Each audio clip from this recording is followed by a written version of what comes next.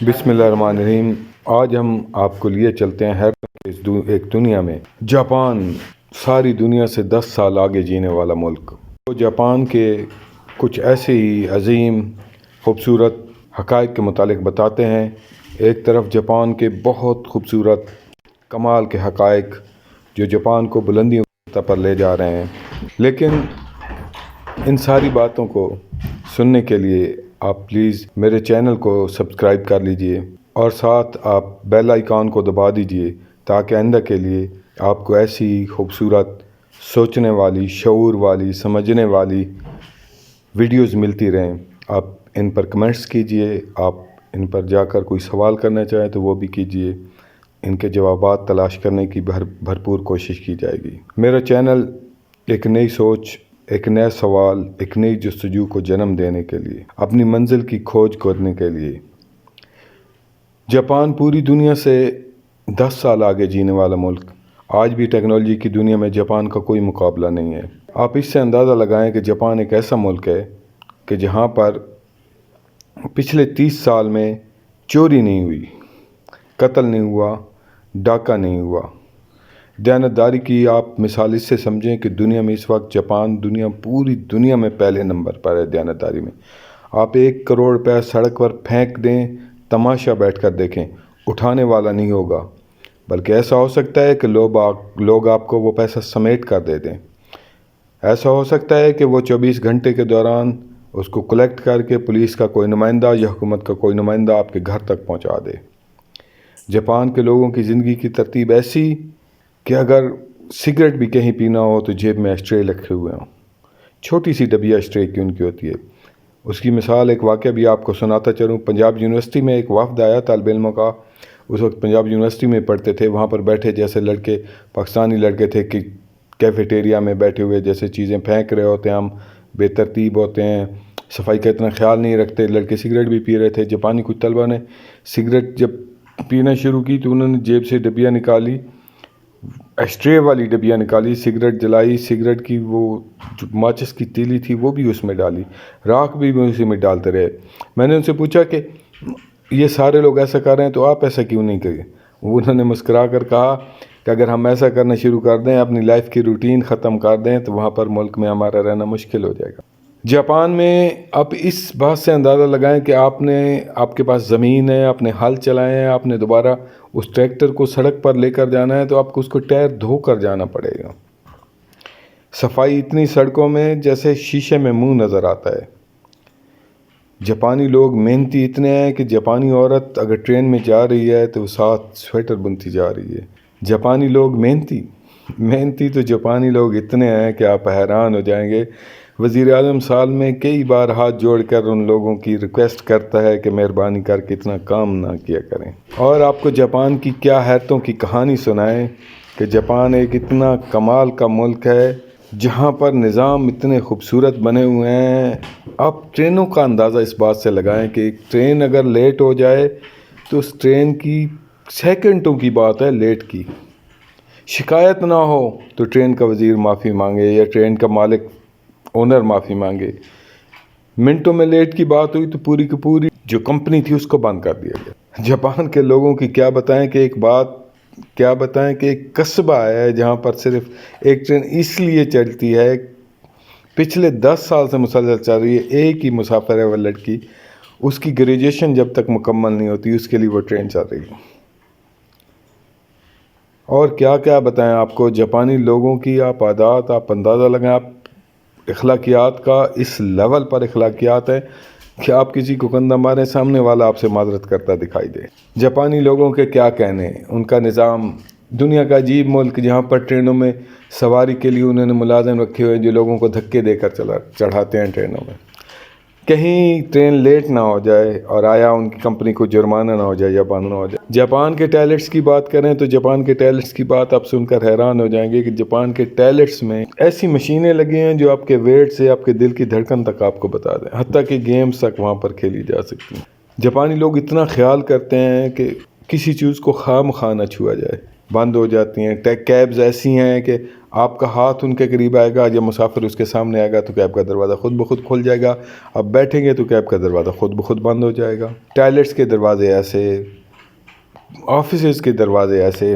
اور جاپانی لوگ محنتی، کیا زندگی ہے جاپانی لوگوں. پچھلے دنوں جاپان کے ایک بزرگ نے 100 سال سے زیادہ عمر کی تیراکی میں ورلڈ ریکارڈ قائم کر دیا. اخلاقیات تو کیا کمال ہے جاپان کی. دیانتداری میں پہلے نمبر پر، محبت میں پہلے نمبر پر، سکھ بانٹنے میں پہلے نمبر پر. کیا کیا کہیں جاپان کے لوگوں کی زندگی.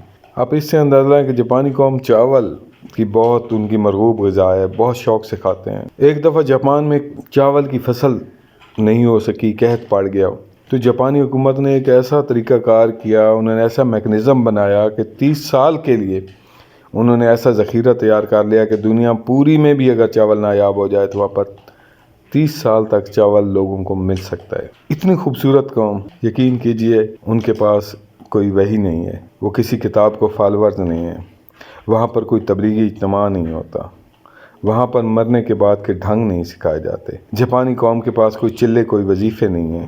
جاپانی قوم کے پاس کوئی پیر بابے نہیں ہیں. ہاں اتنا معلوم ہے کہ وہ کافر ہیں اور ہم مسلمان ہیں. چلیں آپ کو جاپانی زندگی کا ایک تاریک پہلو بھی دکھا دیں. جاپان کے جو ملک ہے وہاں پر خودکشیوں کی شرح دنیا کے 4-5 بڑے ممالک میں سب سے بلند ہے. جاپان میں 20 سے 40 سال کے لوگوں کی خودکشیوں کی شرح میں بلند ترین ممالک میں ہے. حتیٰ کہ جاپان میں بچوں میں بھی خودکشیوں کا رجحان ہے. اس کی کافی ساری وجوہات ہیں.